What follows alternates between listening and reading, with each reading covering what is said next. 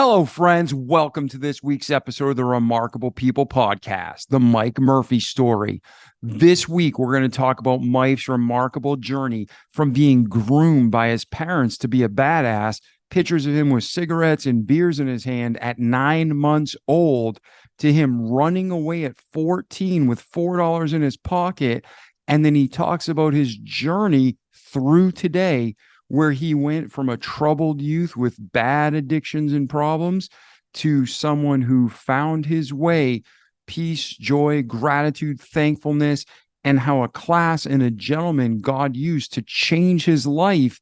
He became independently wealthy. He became a teacher, an author, a leader, an entrepreneur.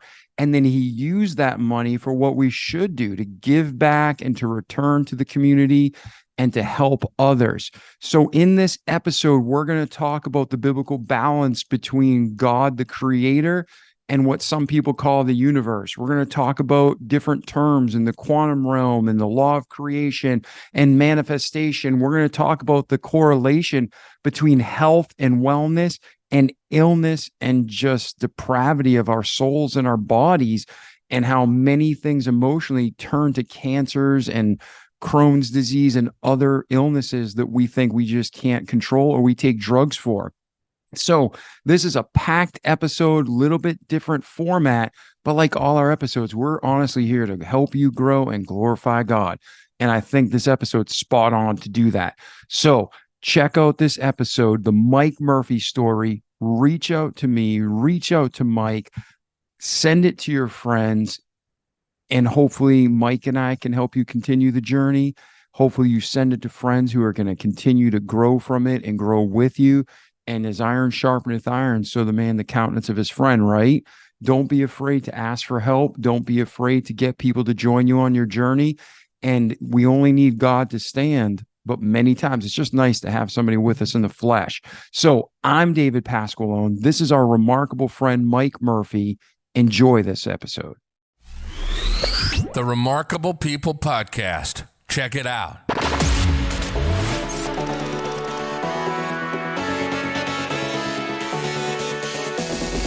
The Remarkable People Podcast. Listen, do, repeat. For life.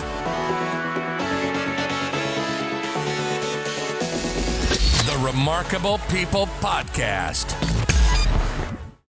Hey, Mike, how are you today? Good, David. How you doing? Man, I'm doing remarkable. I am so glad to have you here, and our listeners are as well. They just heard a little bit about you, so they're pumped to hear your story and just the wisdom and knowledge you're going to share with us today. But for new listeners or long-term listeners who are turning this episode on, if they stick through it to the end, what's one truth or one powerful life lesson they're going to be able to apply to their personal life that you guarantee them? They're going to come to realize that they are a powerful creator, and they came into this physical, this 3D reality. They entered that body, and they're here for a purpose. And that purpose is to create something that they already came here to create. The trick is to figure what that out is. Quit being a victim, own your power, and go out there and manifest what you truly desire and what you came here to create. Amen. Yeah, we all need to hear this, and we all need to apply. Everybody comes from a different worldview. Everybody has a different belief system, but truth remains the same. Like our listeners know, I come at everything from a biblical worldview. I believe the Bible 100%. And a lot of people in the Christian circles, they think that manifestation, the law of attraction, oh no, that's wrong. Where I see it as coming right out of the Bible for the most part. Would you agree, Mike? I think the way I do teach it and the way I talk about it is right out of the Bible. I mean, Jesus spoke about it, ask and you shall receive. And there's other principles that are powerful out of the Bible, like the law of reciprocity. And everything is biblical when it comes to creation. And when we open our heart and we connect to the Creator again, the problem is a lot of us have lost that connection to our soul. We've lost that connection to our real self. And when we connect again, and we surrender to that power, and we realize that we're a co-creator of everything in our life with the creator of all, and that's where the power is.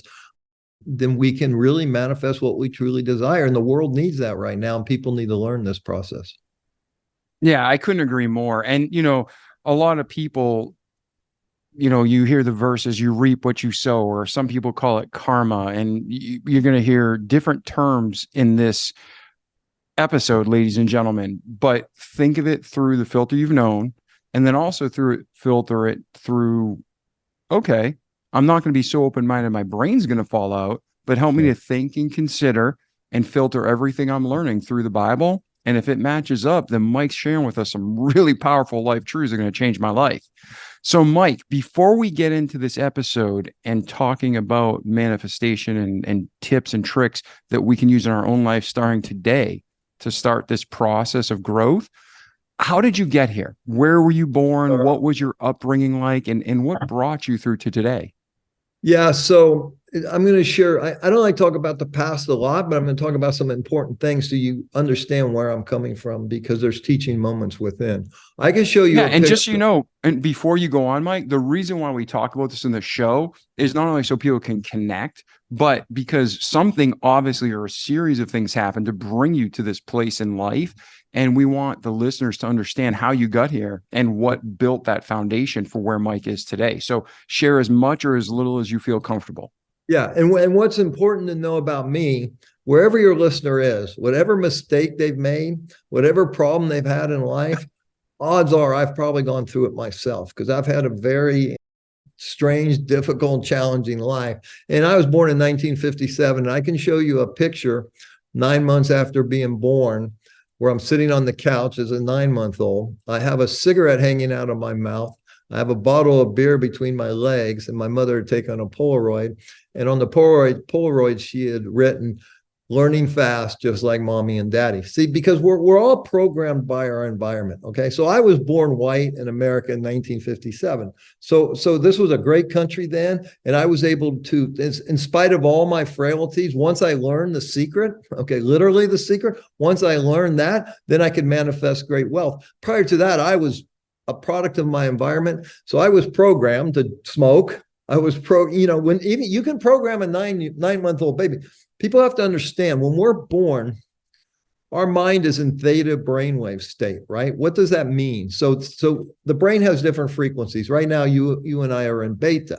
Right below beta is alpha, and right below alpha is theta, and right below theta is delta. Delta is when we're sleeping. When we're waking up, we're in theta, and right before we fall asleep, we're in theta. And theta, I believe, is the best state for manifestation and programming. And so when a little baby's born, their brain waves are in theta, so they're a sponge. So everything they know, they learn through osmosis by watching mommy and daddy, hearing mommy and daddy, feeling what they're feeling in the environment. And as they get a little older, then there's playmates, and then there's other relatives. And now today, unfortunately, there's all this programming of television and iPads and iPhones, and then there's education. And up until age 7 or 8, we were not critical thinkers. We're just observing, and that's how we get programmed to believe whatever we are. So, for example, if you're born in Palestine, you're going to believe in that. If you're born here, you're going to believe in this. So we're all a product of our environment. The problem is, most of us are programmed for failure. Most of us are programmed to believe stuff that's not true. Most of us are born into an environment that's very dysfunctional. Maybe mom drinks too much, dad drinks too much, there's too much anger, there's too much this, or there's no intention, and a baby needs lots of attention. So we have to, once we wake up, we start telling ourselves a story based on that environment. And at some point, for most of us in life, we wake up and go, whoa, my life is really messed up, right? And it's due to our programming. So in my case, my programming was so messed up and so deep. At the age of 14, I just knew something was wrong, and I knew I had to leave. So at the age of 14, freshman in high school, I literally ran away from home. I got on a bus in downtown Cincinnati. I got off 100 miles south in Lexington, Kentucky, with $4 in my pocket, no place to go, no place to sleep, and started hitchhiking. And so that started a process. I became a habitual runaway. I became a habitual juvenile delinquent, spending a lot of time in juvenile hall and detention. I developed a serious drinking problem. I developed a serious drug problem. and my life was a mess. And then I found someone dumb enough to marry me when I was 21, and I had no, I couldn't even hold a job. So I'm literally at 23, we have a baby, and I'm living with her. She's the oldest of 6. I'm living with her parents, and I got this little 2-month-old baby. And one day I look in the mirror and I go, dude, you are such a loser, which frankly didn't bother me all that much. But what bothered me was the humiliation that everybody in that house knew what a loser I was. So I just literally got my stuff, didn't even own a car, threw all my clothes into one of their cars, took off, went and partied for a week, and then called her up and said, okay, I'm ready to come home. Well, unlike my parents, who usually took me home, she said, hey, no, it's over. See you later. So now I find myself age 23, divorced, small child, no future, and I end up in a 12-step program. And in that 12-step program, I started to find a little hope, but I was in such emotional pain that I couldn't stay off the alcohol and drugs for a long period of time. And after about a couple of years of this, a buddy in the 12-step program says, dude, I've never met anybody as messed up as you, but I know somebody I think may be able to help you. And so he introduced me to a recovering alcoholic, and this was 1982, so it's a little fuzzy, but he said to me, he said, Mike, you come here 1 hour a week for 7 weeks, and I promise you'll get everything you want in your life. And it was $50 a week, and I didn't have 50 cents, but I found a way to make it work. And he taught me a process of manifestation, law of attraction that completely changed my life. And here's what he taught me. He said, listen, you got to break your life into areas and create a balanced life. So you got to take care of the physical, you got to take care of the mental, you got to take care of your relationships, you got to have a job, you have to have a financial, you have a contribution. So he says, we're going to break your life up into 6 areas.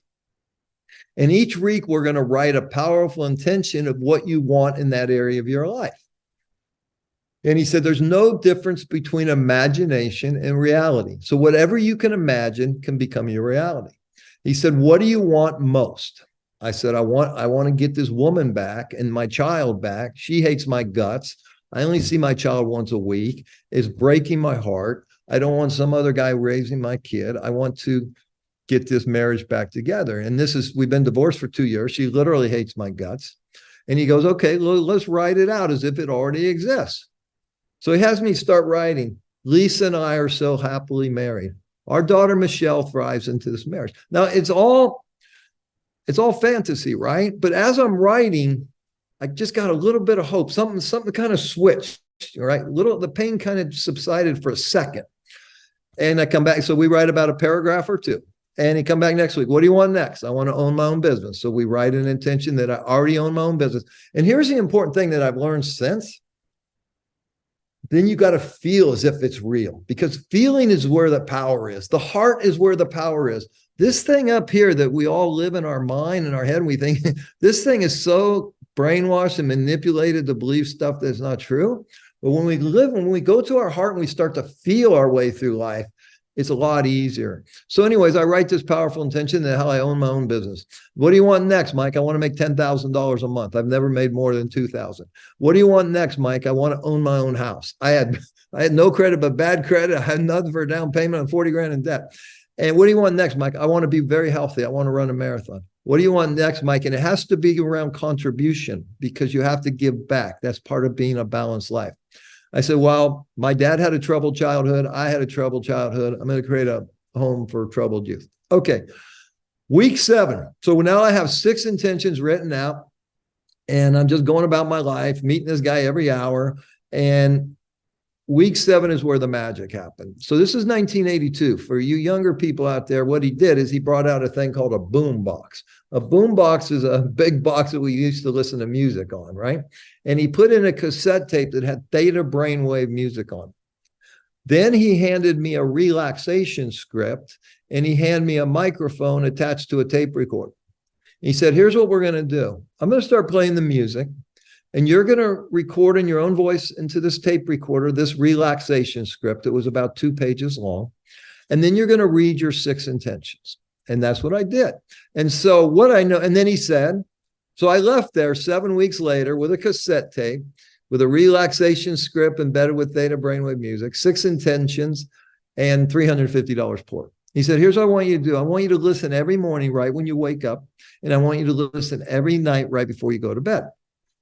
And all these things will happen.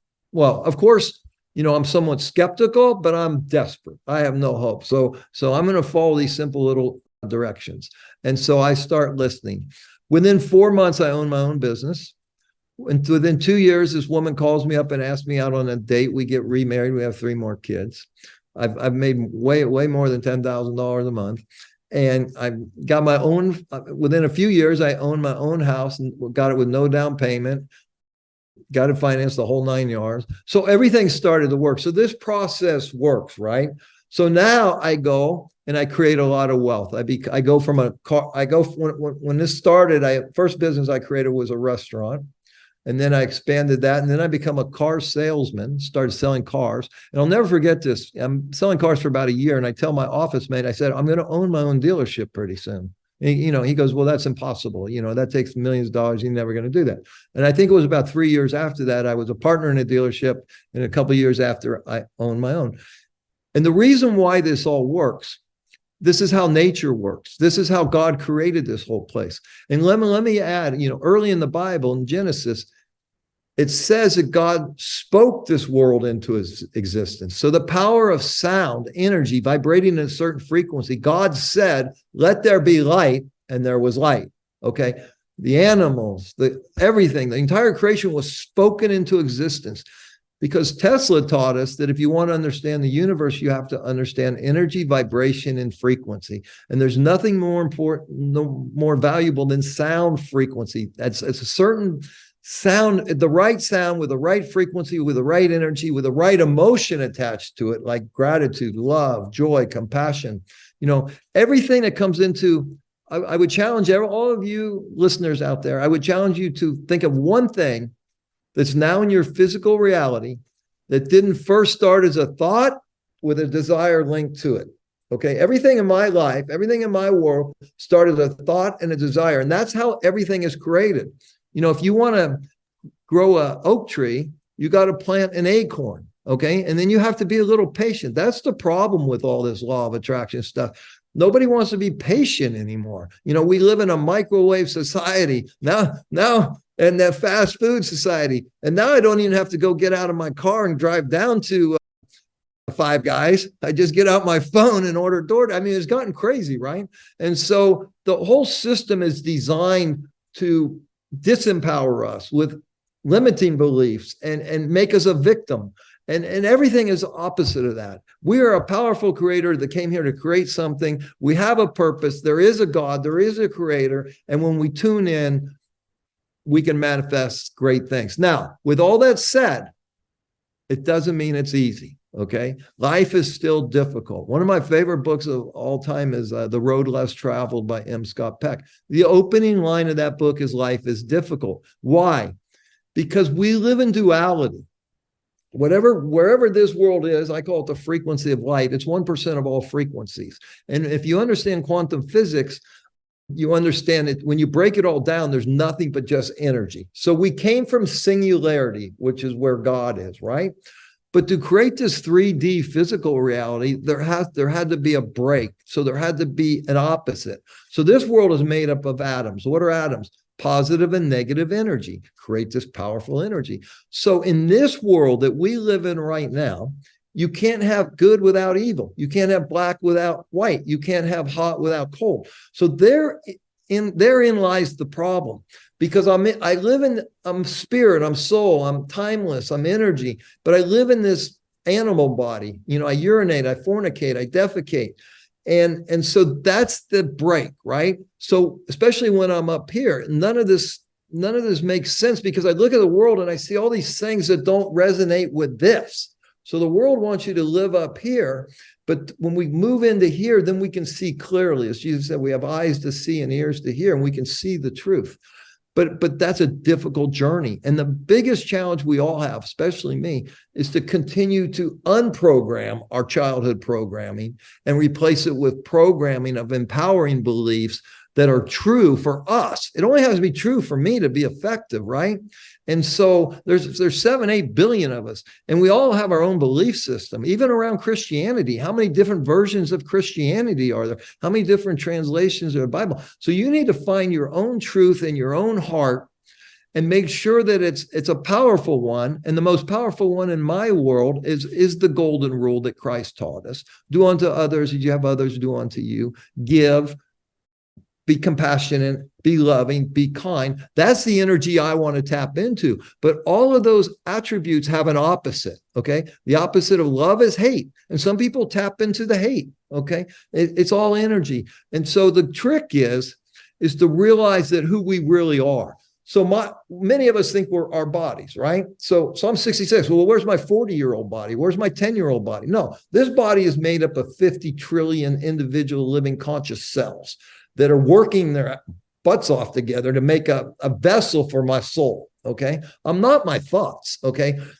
Sometimes I get random thoughts that make no sense. Where did those come from, right? But I am in control of the thoughts. I get to decide what stays here. So I got to guard this, and whatever thought serves me and releases good chemicals and fuels me, I allow it to stay, okay? But if it doesn't, it's got to go, because because a good thought creates good chemicals. Good chemicals go into the body. We feel good. A bad thought creates bad chemicals like adrenaline and cortisol, goes into the body. We feel uncomfortable. A lot of people in America today are full of anxiety and depression. So because we don't understand that we're physical, mental, emotional, spiritual beings, and we got to take care of all of them. And frankly, honestly, the physical one's the easiest one, although we're all, the problem we have there is the food has been ruined, the water has been ruined, the air has been ruined, the earth has been ruined. So we have to continually detox this thing and get the proper nutrition, which is getting harder and harder and harder. I believe that's by design. But the hardest thing to fix is these limiting beliefs, these neural pathways that fire and wire together to create bad habits that I can't break out of. And then the emotional attachment to this. That's where I really believe we need to do our work. We need to go in here and we need to clean out all these emotional wounds that create all these disempowering beliefs. And then we become a powerful creator, and then we're back in control of our life.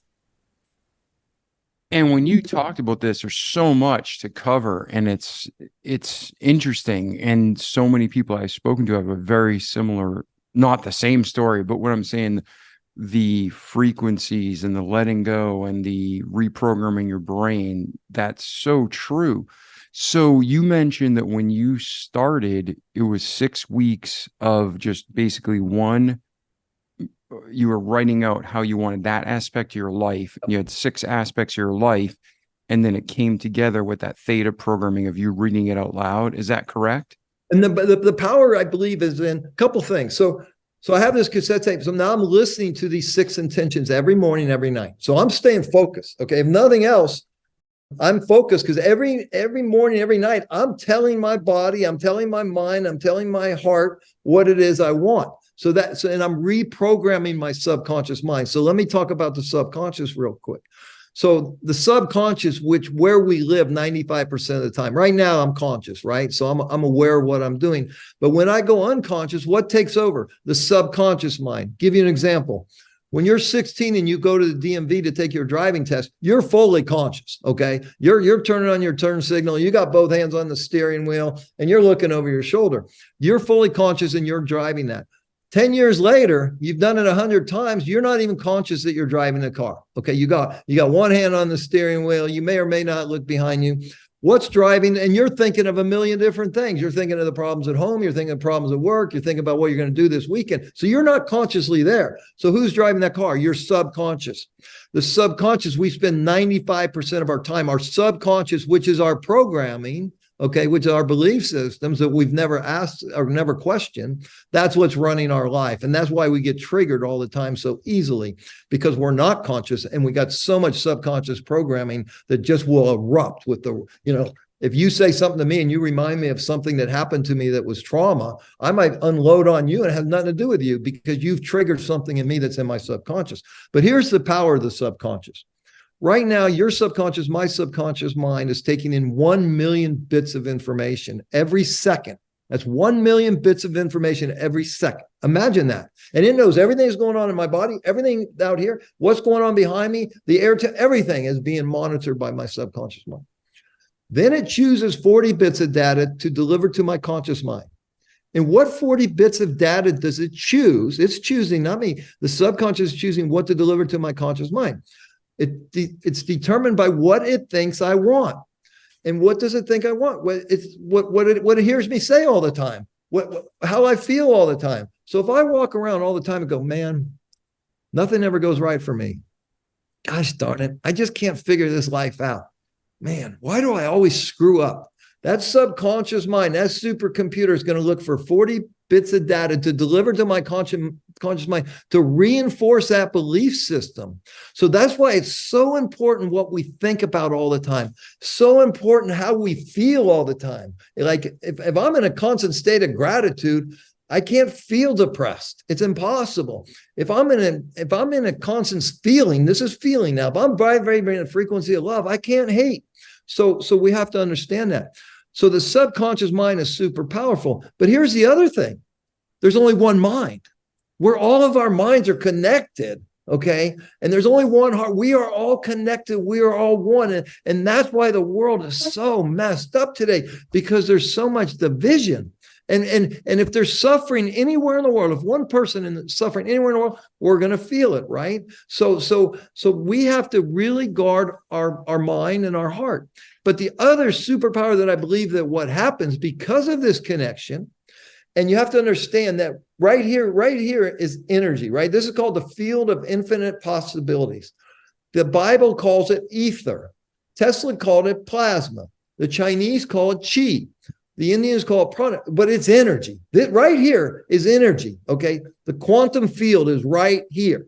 And so I believe that when I listen to these intentions, I'm reprogramming my subconscious mind. I'm keeping me focused on what I truly want, not what I don't want. Those 50 trillion cells are vibrating that frequency. And if all those intentions are for love and compassion and creation, they're vibrating. But at the same time, these thoughts go into the field of infinite possibility. We live in an electrical universe. It's electric. Our body is electric. Our cells communicate with one another electrically. Neurons in our brain are firing and wiring electrically. So when I put this thought into this field of infinite possibility that we're all connected to, I find like-minded thoughts, or I find like-minded thinkers. And then what draws it back to me? Magnetism. It's an electromagnetic universe, okay? And the earth is vibrating at a certain frequency. The sun is vibrating at a certain frequency. The earth is charged with negative electrons. The sun is charged with positive electrons. And in this field, if I can create from this field, and that's what this man was teaching me, unbeknownst to me, because I was clueless, but I know now, what he was teaching me is to see it and to feel it and to become it and start vibrating into that frequency, and then it must show up and come to you. And Jesus taught all of this. Yeah, I know there's many verses in the Bible that when you look back and read through, even if somebody just grabbed the Gospels, Matthew, Mark, Luke, and John, you start reading Jesus's teachings, it lines up with this very much. So, Mike, when people are listening to this, they're like, okay, that makes a lot of sense, or okay, I can see maybe that point. What's something that they can do at home to start unprogramming their minds and reprogramming that subconscious? There's a million things. I mean, you got to understand, I mean, I've spent so much work undoing this stuff. Like one of the most effective tools for me is in the 12-step program. They have a thing called a 4th step, where you write down everything you've ever messed up in your entire life, and you write it down, right? I mean, boom, every resentment you've ever had and why, every mistake you've ever made, anybody you've ever been angry at, you just write down everything, all the junk in your life. You take it out of your heart and out of your mind, out of your body, you put it on paper. And the next step is then you go and share it with somebody, right? So now you got a fresh start. If you do this properly, and we teach this at our Healing Retreat Center, and if you do this properly, then you're free. And now you're back to, at least hopefully, it's an ongoing thing, okay? I like to tell people it's like an onion, right? An onion has a lot of layers that you got to keep peeling away. but at least you're going to start, and more things you're going to become aware of as you continue down this path. You're going to become aware of more wounds, more limiting beliefs. It's a constant undoing of what was already done to you, right? But at the same time, then I find out what it is I truly desire, and then I focus on those things. So the past starts to fall apart. And that's why I don't like talk about it that much, because I want to be in the present moment, or I want to be in a compelling future. So in this present, everything is created in this present moment. You know, if you study quantum physics, there is no time and space, right? So there's no past and there's no future. Everything happens in the present moment. And what I want to happen is create this compelling future, these intentions I want to fulfill. And because they're coming from my heart. See, a lot of us are programmed by our parents to become a lawyer or a doctor or this or that. And we never find our own joy, our own music, right? And so once we deprogram from that programming, and then we fall in love with what it is in the world, why we came to be here, and what we're supposed to do. And then we start seeing that future, and then feeling that future, then it must happen. It's just the way that works. This is the way God created this place. Yeah, and you've mentioned twice now. Let me add one thing. So I have a website, thecreationfrequency.com. A lot of this material is there for free. I have another website, Mike Murphy Unfiltered. A lot of this material is for free. My book, The Creation Frequency, that I published in 2018, I go into it's a really easy, simple book to read. And I tell the story in that book with a lot of tools and steps. I think the book's like $10. We've created an app, a free app called The Creation Frequency. It's embedded with the theta brainwave music. The language for the relaxation script is there on my websites or in the app.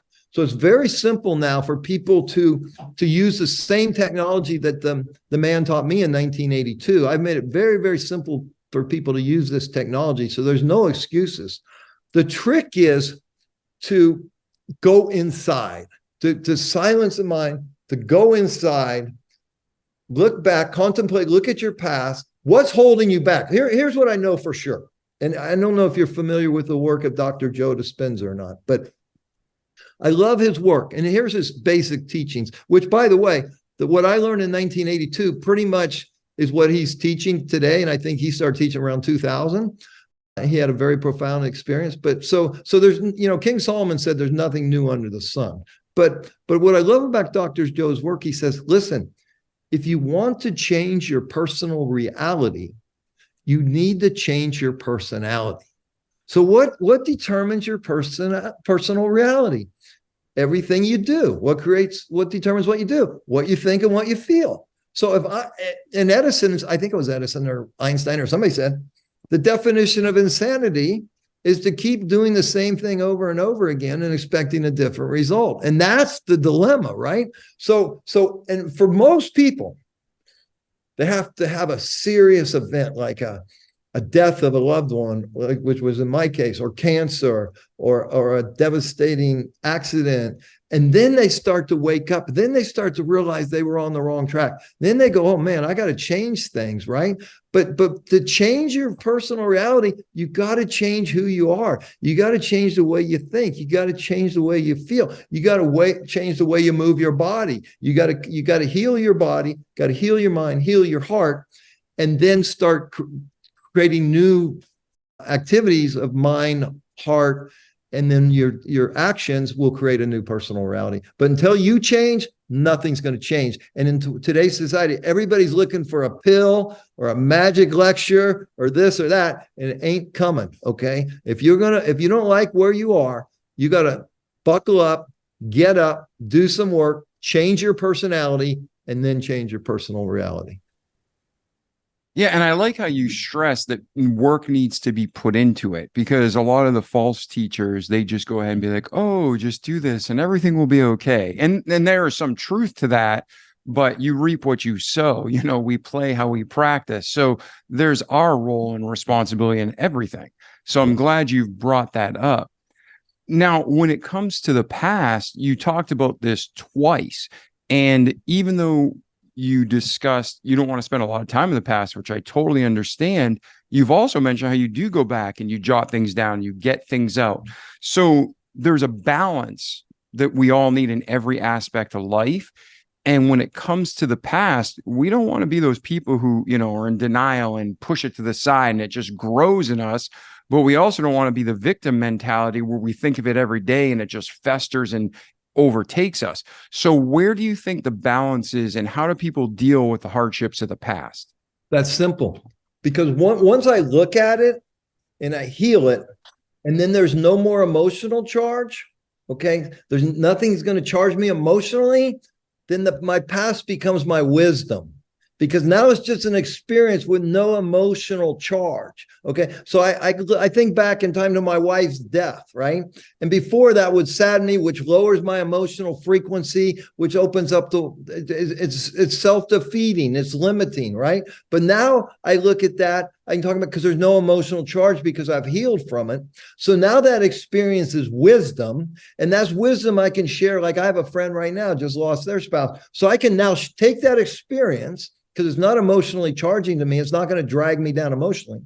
And then I can share what I learned from that experience with this person. And now I can bring healing and hope into that life. And guess what? I become blessed. The Bible says, given it shall be given unto you, pressed down, shaken together, blah, blah, blah, right? So now that act, my act of taking something that was devastating for me and healing from it, is now just knowledge and experience that I had with no emotional charge is going to drag me down. So now I can go over here and use that experience to help this person, and I will be blessed one way or the other. Who knows how? And the other beautiful thing about giving, I'm real big guy on giving and the law of reciprocity, because it comes back 10x, 15x, 20x, 50x. Here's another biblical practice that people don't realize how valuable it is, because I think it's somewhat abused. I think it's somewhat abused in the churches. Tithe 10%, you're going to get this. No, because it has to be giving with an open heart. With I don't want anything in return. I'm over here helping this person. I want nothing. Okay, I'm doing this out of love and compassion, and I want nothing. But in spite of the fact that I want nothing, it's impossible for me not to get blessed. I have this pen in my hand. If I drop this pen 100 times, it's going to fall to this table. That's called the law of gravity. The law of reciprocity is the same way. And this is what we need to get back to, is to give to others of our time, our wisdom, our energy, perhaps our money, perhaps some food, perhaps transport, whatever it is. If we could shift this whole consciousness in this world like that. There's 8 billion of us, they say. And if 4 billion of us would lift up someone less fortunate, boom, it all breaks, okay? Whatever's going on here, it shifts. And we raise a new consciousness in this world based on the golden rule, based on love, based on service, based on compassion. And I think that's coming. I think what's happening right now, we're seeing, there's a lot of theories on what's happening right now. There's some biblical theories as well. What I see happening is the destruction of these systems that have been keeping people locked down and suffering and limiting beliefs. I see them kind of falling apart, and I see a new consciousness arising based on community, unity, integrity, responsibility, and working together. And I think this is what the world needs today. And this isn't the first time this has happened either. Okay. Good always wins. God always wins. But there is a lot of gnashing of the teeth and a lot of pain and suffering. And I think we're going through that right now. We might continue to go through that for a while. So my message to everybody is, now is the time to get physically strong. Open your mind. Question everything you believe. Question every belief system you have. Question it. And there's lots of tools to do that.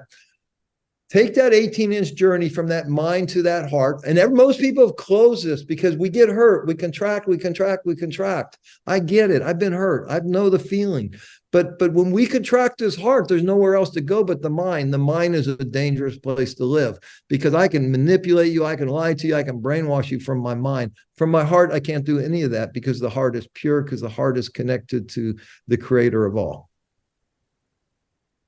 Yeah. So when you're talking about giving, again, just straight on biblical practice, and God talks about don't let the left hand know what the right hand's doing. And, our society today, everybody's, oh, I donated this or I donated that.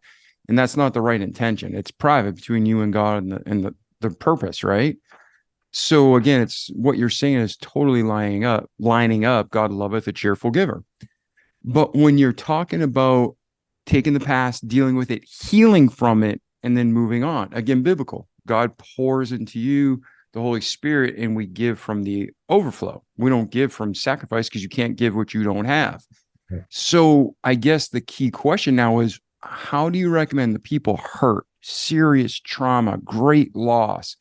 They're like stuck. They're stuck. How do they get that healing? How do you recommend they start moving in the direction of receiving that healing? Well, number one, okay. And I know that's a broad question because everybody's situation is different. The broad question is not an easy answer, but what I would suggest is that change the story. Quit telling that story. Create a new story, right? And so what do I mean by that? So let's say that in my case, for example, okay, I lost my wife in 2011, 38 years old, after a 9-year battle with breast cancer, right? And I was devastated. And so my story was my wife died. And then I went to this amazing 2-week workshop where I did a lot of work around that. And I realized in that work that she didn't die, that she had left her body, and that perhaps I died was another possibility. And I came up with all these other ways of looking at that story. And so now that story is not that my wife died. The story is I had this amazing 10 years with this amazing person that turned me into a completely different person through a lot of suffering and loss and all that. But the truth of the matter is, the story has changed to one where, thank God this person came into my life. I thank her every day for loving me in life and in death. I no longer believe that I know she left her body. I was there that moment she took her last breath, but she didn't die. That soul is still alive. That soul is still somewhere in this world and in this universe. I have certain beliefs about that make me feel good, that empower me. So I just took a bad story and made it a good story. And we can all do that. And once you do that, there's no more emotion of negative emotion attached to this. There's just love and there's just gratitude. And when you're vibrating at the frequency of love and gratitude, you're going to attract love and gratitude. And who doesn't want to be surrounded by that? The trick is to stay conscious of that, stay in the present moment, because in a moment's notice, okay, whether I'm driving on the freeway, some guy cuts me off, or my wife says something that just fries me, or I read an article that someone's done something horrific to people in the world somewhere. Okay, I can go right back to the old self in a second if I'm not conscious in this present moment and guarding my thoughts and guarding my feelings. The trick is to guard all this stuff, and it's how we respond. So I still get triggered, but for a very short period of time. And if I react in an inappropriate way because I got triggered by one of my kids or this or that, I immediately apologize. I get free of it. Okay, I don't want any of this baggage in my heart or in my mind. So it's really just, we get to create our own story. And by the way, most of our stories are highly exaggerated. And when we really sit down, we start questioning them, we can find the good in it and create a better story that doesn't disempower us. So when we are talking about theta music and we're talking about reprogramming our brains, like I am super hesitant for letting anybody get inside my brain. You know what I mean? Like, how do we know that but you music? But you have to understand your brain is already in certain frequencies. That's the way you were born. That's the way the brain works. So right now, if we were to put an EEG device on your head, okay, we would see you're in beta. We could see the waves. It's all everything is like this, right? In the whole world. And so the brain waves are the brain waves. What the point of the music, okay? And by the way, in centuries ago, and you go into Europe, and you go into these churches and these monasteries, man, it was all about the sound and the music, okay? To get you into the heart, to get you in a state of feeling where you would worship the divine, where you would be one with God. And that was the whole purpose of that experience, right? And so a lot of them had those giant organs that vibrated the whole building. Profound. And let me just tell you, what's happened, that all of that sound was programmed to the tune of 432 hertz. 432 hertz, okay, which is a very healing frequency. And now, I think it was when the Beatles and the Rolling Stones, all that in the 60s, they started tuning music to 440 hertz. 432 is love and beauty and God and creation. 440 is chaos. Okay, so now all the music, and that's why I think you've had a big turn in music, especially in the last 20 years, is because now they tune it to this 440 hertz. And so everything is energy vibrating at a certain frequency, including God, including Christ consciousness. Okay. When we can tap into Christ consciousness, to that vibrational frequency, dude, now we're living the golden rule. Now Jesus said, you can do more than I did. Now we can become healers like he was, right? If we're tuned into that frequency and we're totally committed and we're totally pure. That's the other thing. We have to be pure of mind, pure of heart, with no agenda. But don't be worried about, because the frequency, everything in your body is vibrating a certain frequency. Every cell in your body is vibrating a different frequency. You're vibrating a different frequency than me. We all have our own IP address. And you have to understand, the illusion here in this physical world is that it's physical. No, you're sitting here, you're looking at a human being. You see skin, you see hair, blah, blah, blah. Below that, we have bones and we have organs, and then we have cells, and then we have mitochondria and molecules and chemicals, and then we have atoms, and then we have particles of atoms. And then when you break it all down, it's just energy. And an atom, we're made up of atoms. Everything in the world is made up of atoms. Atoms are 99.9999% space. Okay. So the illusion is the solidity. What's holding this together is the electromagnetism. And I believe that also the power of intention is holding this together, because I had an intention. My soul had an intention to come into this physical reality for whatever reason. There was a reason. I need to remember it, find out my legacy, my purpose. But that my intention is holding this together so that my soul can have this physical experience and do what I came here to do. And then one day my soul will leave this body when I take my last breath, and it starts all over again. Yeah, no, I agree and understand that. What I was saying before was, like, if I knew the theta music was safe, like, not safe, like it's bad for you, but I mean, how do I know somebody isn't programming? Like, you go into department stores, and it's not conspiracy theory. I've worked at stores where the chain has subliminal messaging built in that says, don't steal, don't steal, don't steal. I don't like people screwing around in my brain. I want to know what's being said. So can theta music be hacked so people are manipulating you? No. It's like if I start singing Amazing Grace, okay, I mean, you're just going to feel good, and your brain is going to, probably what will happen to someone like you. I start singing Amazing Grace, your brain coherent, your brain frequency and your heart frequency are going to become aligned, and now you're going to feel so amazingly great. So no, you can't do that. I mean, I'm sure someone could take something and tell you it's 432 hertz frequency, and it's not, but that was the only way around that. Got you. So, okay. So between your birth, Mike, and today, before we transition to where's Mike today and where are you heading, is there anything that we missed in your life that you want to cover, or anything that's significant into where you're going in the future? Well, so yes. Okay. I had this, like I said, I had this devastating effect when my second wife passed away from breast cancer. And she's diagnosed at 29. And at 37, after fighting this for 8 years, the doctor said to her, unfortunately, it spread to the lining of your brain. If you do nothing, you have 6 weeks to live. And if you treat it, you have 6 months to live. And she died almost 6 months to the day. So for those 9 years, I got to witness medicine, the way Western medicine works, on just that experience.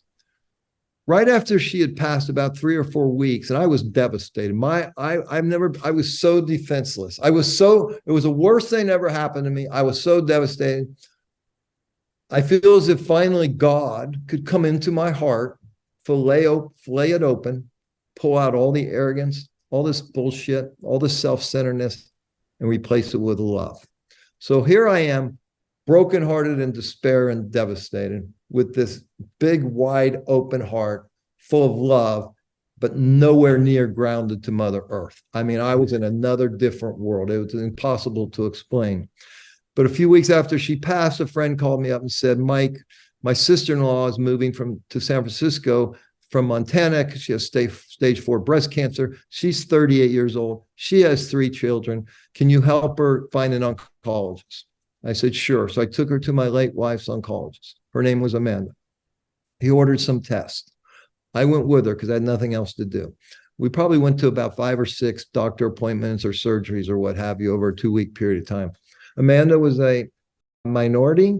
She didn't have the same look or personality of my late wife. She didn't have a husband. She didn't have good insurance. She didn't have extra money for resources. And what I noticed in those 2 weeks is she was treated much differently than us. Okay. And it made me feel very uncomfortable. But I didn't say anything. And then we got back to my late wife's oncologist, and he said, Amanda, the best protocol to extend your life are these 3 chemotherapies simultaneously. Unfortunately, your insurance will only pay for one, so that's all that I can give you. And I have to tell you, it blew my mind. I just sat there, I go, did I just hear that right? I had no idea there was connection between, money, insurance, and whether you live or die or someone cares. So I just simply said, here's my credit card. You give her whatever she needs. And that later became the Love for Margot Foundation. And for 4 years, I would give financial grants to women below the poverty line while they were battling cancer. And I would give $5,000, $1,000 a month. The theory was that they didn't have money to begin with. Now they have this terrible diagnosis. Now they can't work. Their expenses have gone up, and there's no safety net, and they were screwed. So I did this for about 4 years in Oakland, California, and also in Palm Springs, California. Oakland was mostly African-American. The desert was mostly illegal Mexican women. I probably worked closely with 150 to 200 women over those 4 or 5 years.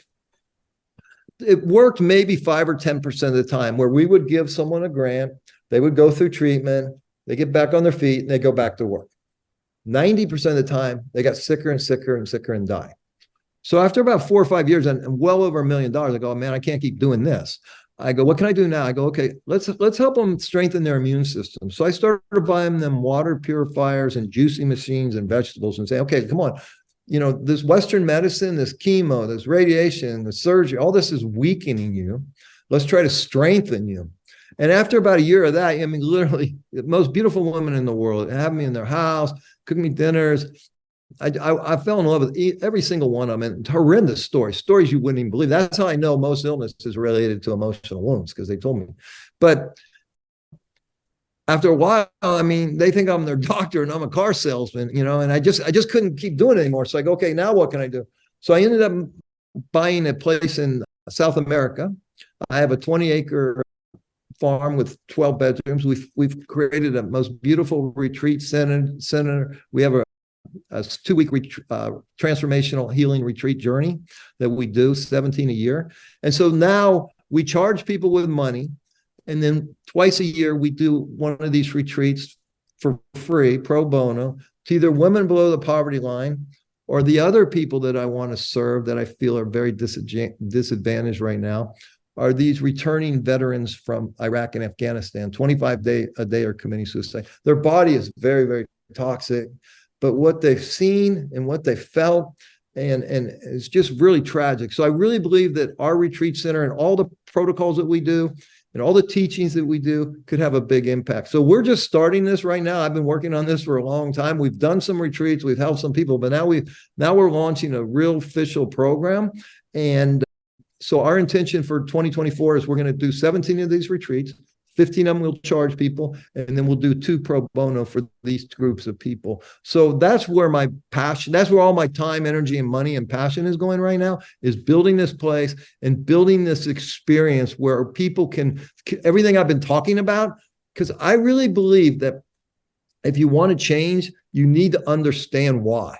And you need to know what's really going on. And there's so much misinformation out there when it comes to nutrition and detox. And there's so much toxicity. And then there's so much misinformation when it comes to mental health. And there's so much misinformation when it comes to healing emotional wounds. So our program is to hold your hand step by step by step, get at least, we can't do it in 2 weeks, get all the toxicity out of the body, but teach you, show you what's going on, and teach you how to continue to get it. We give you products. We have all kinds of other protocols that we use.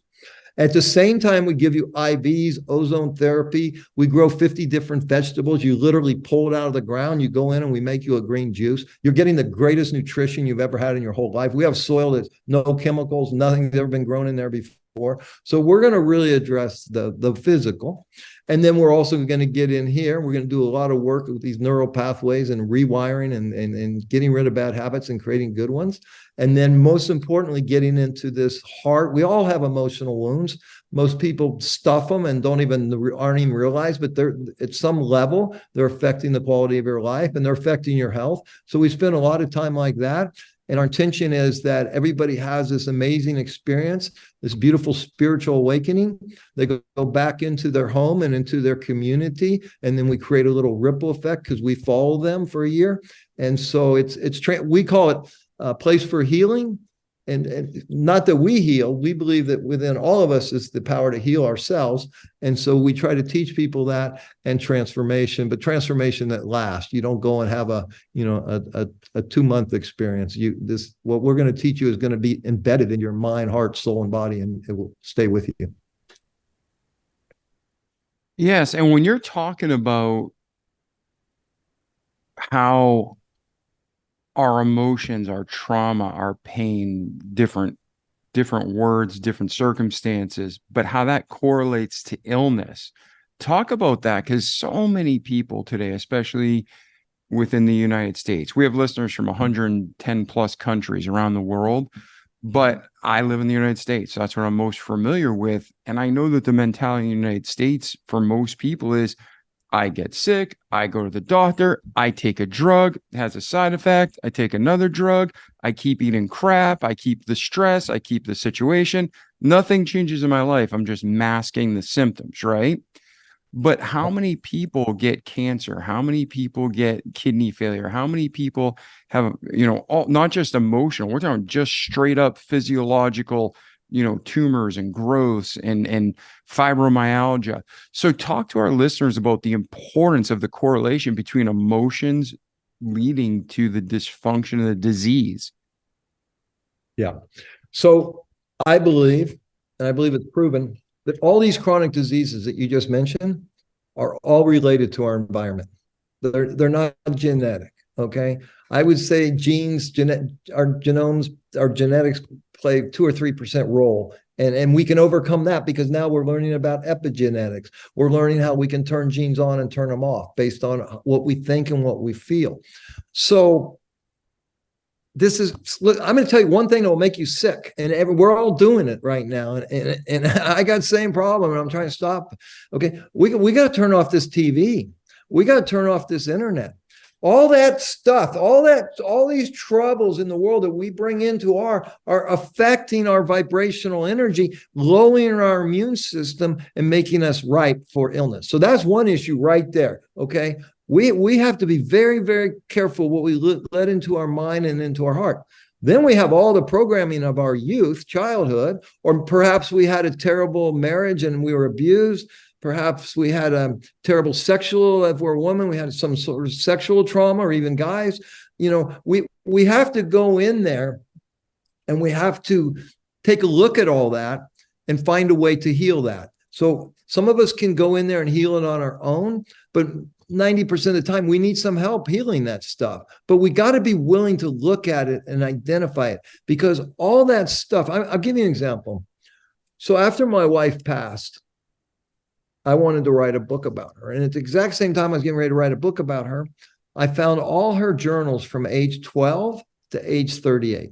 So I wrote, now I've heard all those experiences firsthand when she was alive, and now she's gone. And now I'm reading them in a 12-year-old voice, a 14-year-old voice, 18-year-old voice.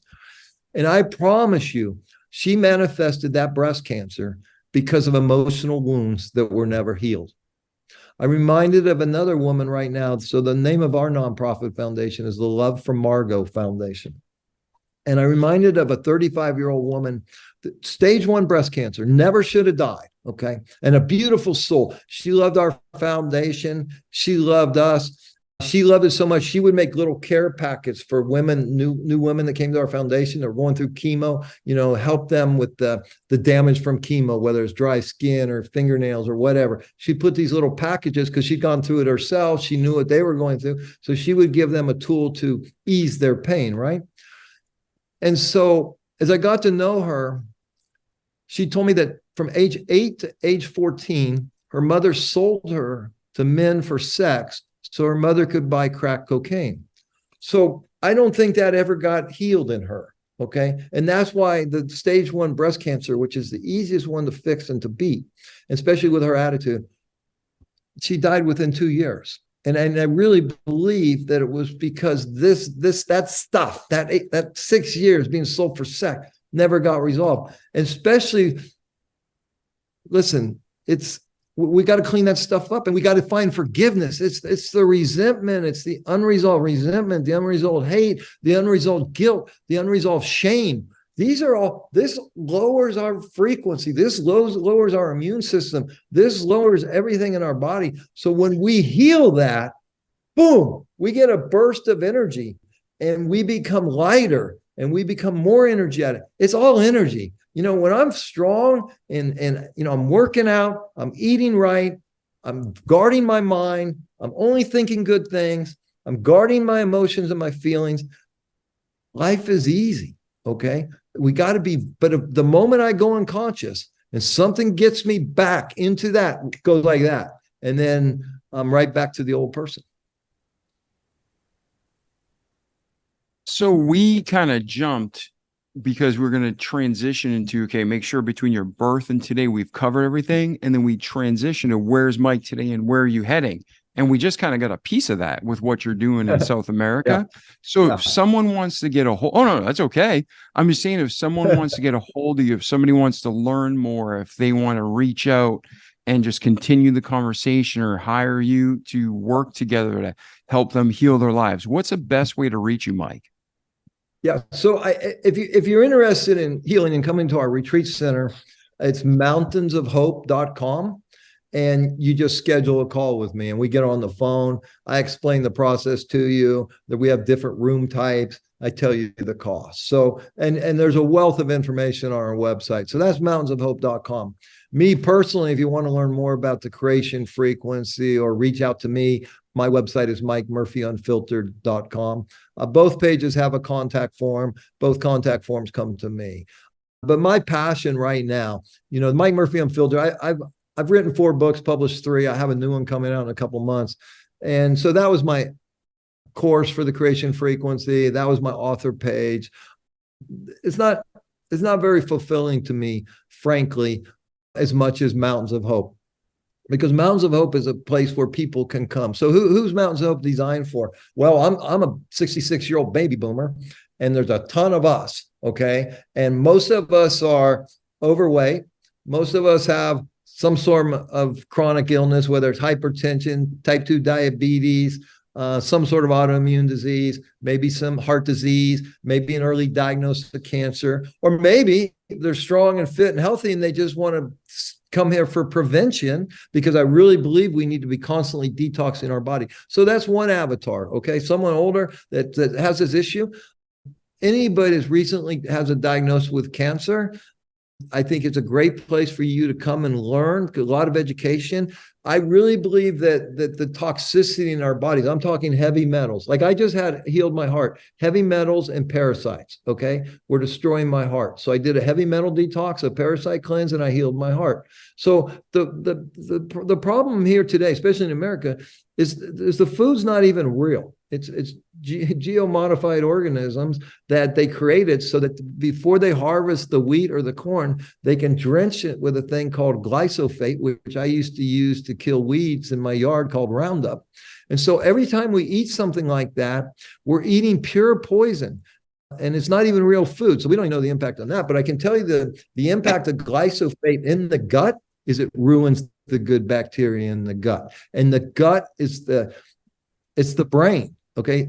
This is a brain, this is a brain, and this is a brain. And when the gut is healthy and the heart is full, the mind is clear. How many people, though, do you talk to that got brain fog, can't stay focused, is because the gut is messed up, or they're living in their head and they couldn't find their heart with both hands. And so when we realize how toxic we are, especially parasites, it's, one thing we do at Mountains of Hope is we do a live blood cell analysis where we prick your finger and then we put it under a really strong microscope, and you can see your blood cells moving. You can see if they're clustered together and clumped together, or they're moving like they should be. You can see if they're round or not round, if they're dysfunctional. You can see candida. You can see heavy metals. You can see parasites.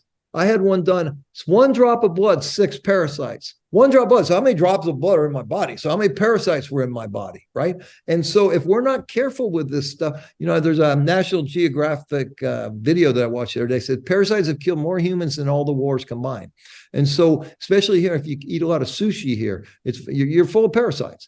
And there's good ones and there's bad ones. So we have all this microbiome. We have all this gut flora, all this good bacteria that serves us. But if the glyphosate kills that, this other stuff takes over. That stuff keeps going. They recreate. They're just like us, right? They urinate, they defecate, they fornicate, and they create more, and they create all these eggs. So we got to keep this body clean. That's going to affect our energy, number one. Number two, are we getting good nutrition? Are we putting good live whole foods into our body? My grandkids think that food is grown in a box, okay? Processed food is killing us. All this sugar, this corn syrups and everything now. Our diets are killing us. Hippocrates said, let your food be your medicine and your medicine be your food. So that's number one. And so that's one of the things we teach there. We do so many unique things there. We do brain mapping. We put 24 electrodes on your head. We want to see what's going on with your head. How's your mitochondria? How's your energy in your mind? In my case, the guy said, listen, dude, you gotta make some changes here, or you're headed straight for Alzheimer's or dementia, which my grandfather died of. So we want to look at everything and try to find simple, easy solutions where people can heal and transform. Beautiful. And in the future, if someone wants to consider this and they want to connect with you, we'll put links in the show notes. So whenever you hear this, they can reach out. Listeners, whenever you hear this, you can reach out to Mike. And then, Mike, when you talk about what you do, how would you, because there's so many terms, it seems, for the same things: manifestation, law of attraction, the secret. What do you consider yourself an expert of, or how would you classify yourself? Well, number one, I would say I'm as flawed as any human being out there. Okay. And that, I left school in 8th grade, right? So I don't have a formal education. What created me was books, reading hundreds, if not thousands upon thousands of books. When I first started, it was guys like Zig Ziglar, which led to Wayne Dyer, which led to Deepak Chopra, which led to Eckhart Tolle. I've read the Bible half a dozen times. I used to teach Bible study at the church.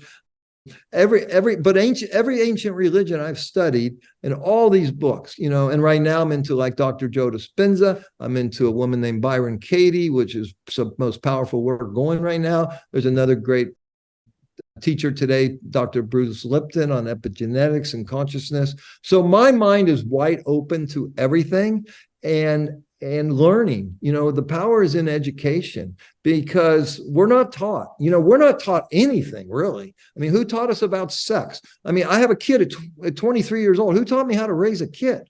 I mean, who taught me about money? Who taught me about nutrition? Who taught me about, this manifestation stuff I'm talking about? I mean, the problem is we don't teach people what they need to know.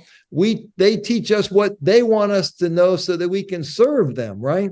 And so I think the most important thing is learning and reading and having an open mind, and then feeling it, whether it feels good or if it works or not, and just let it go.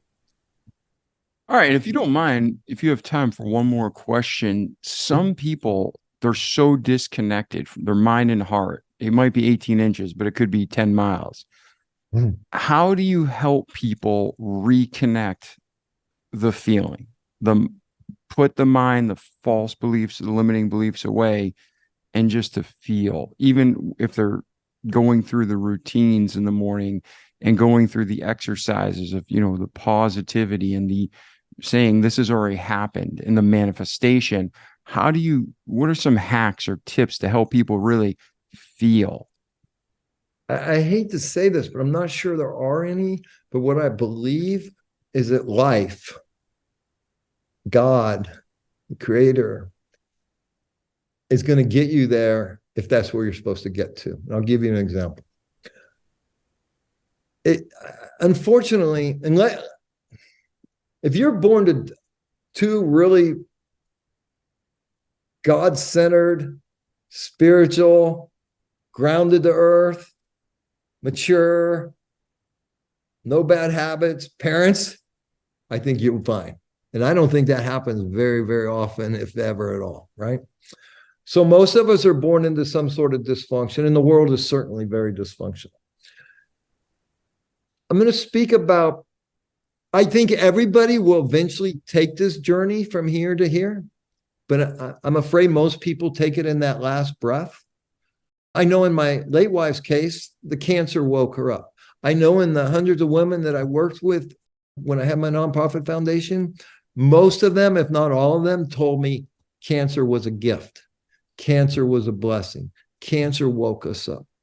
Some people go through a divorce and they wake up and get better. Some people go through a divorce and they become bitter and they never get out of it. And it eventually weighs them down and they just become miserable.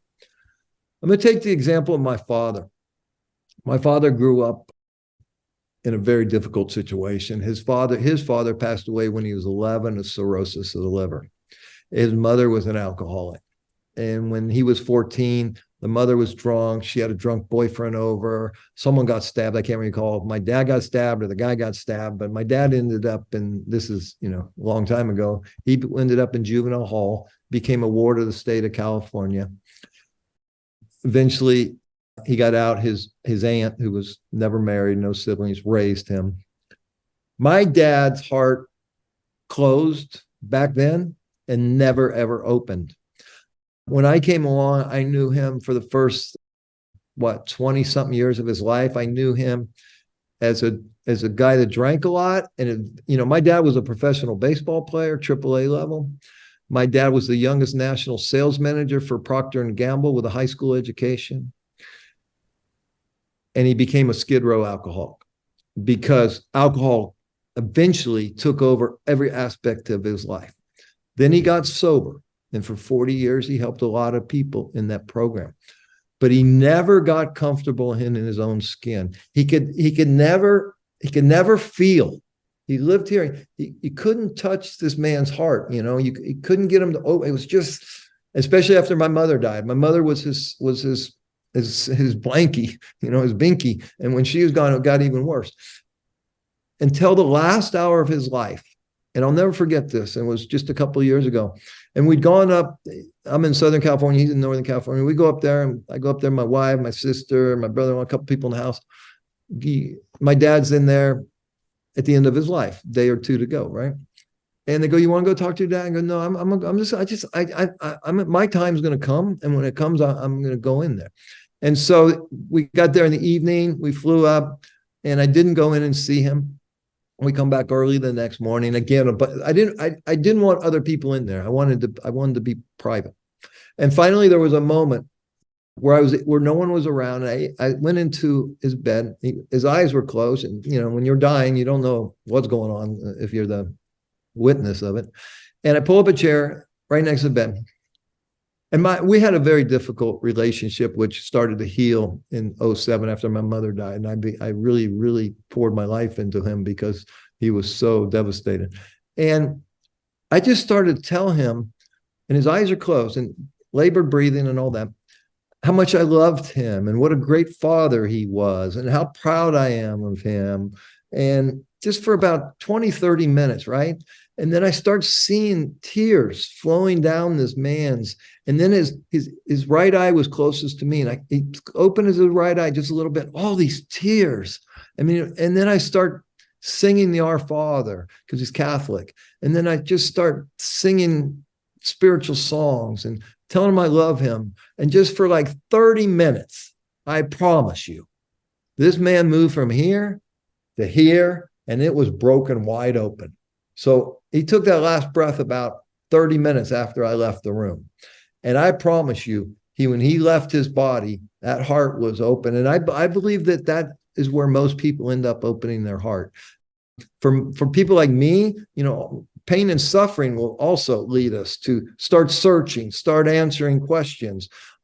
I guarantee you, like I said, with these women with cancer, I mean, they all took a whole nother look at their life. So I don't think there's an easy answer, to be honest with you, David. I think, on this journey, it's really random. I don't think there's a precise answer, but I will say this: if you're suffering, people that are hurting and suffering right now, they're going to listen to me and say, oh, okay, maybe this guy makes a little sense.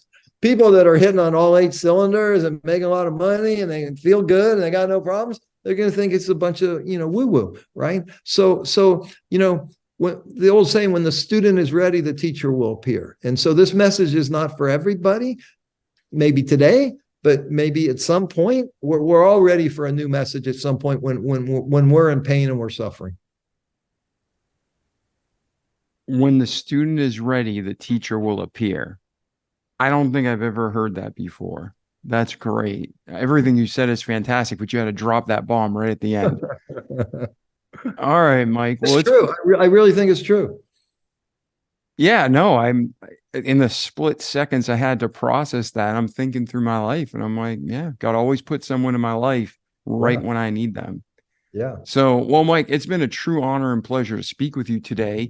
Again, from your birth to today, to where you're headed, to how listeners can reach out to you. Any final thoughts? Is there anything that we missed or that you want to share with our audience before we wrap up today's podcast? I just want people to understand, number one, this isn't a random accident. Okay. This isn't a fluke.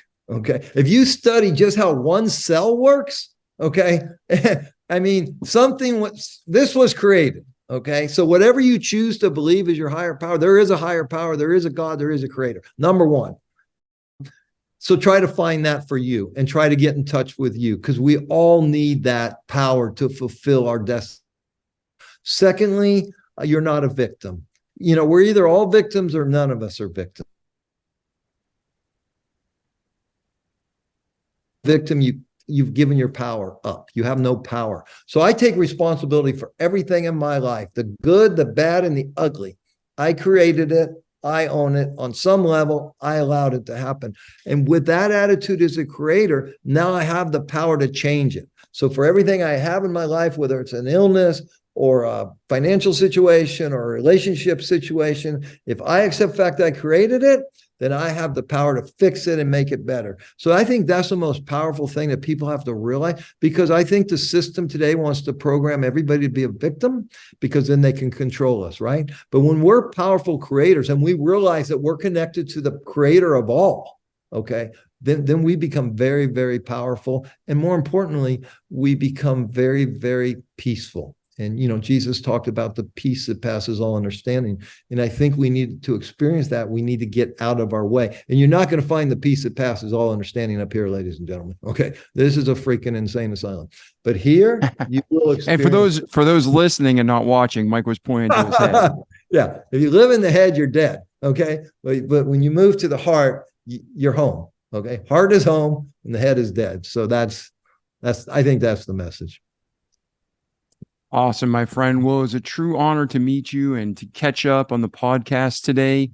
Ladies and gentlemen, like our slogan says, listen, do, repeat for life.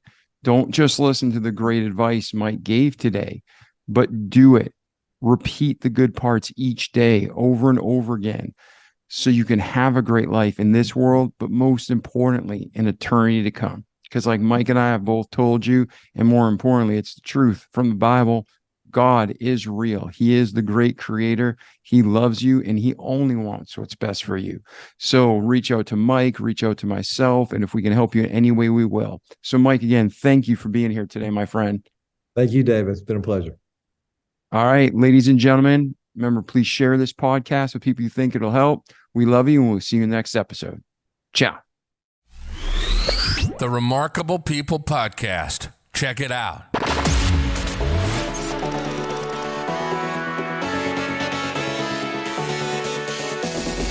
The Remarkable People Podcast. Listen, do, repeat. For life.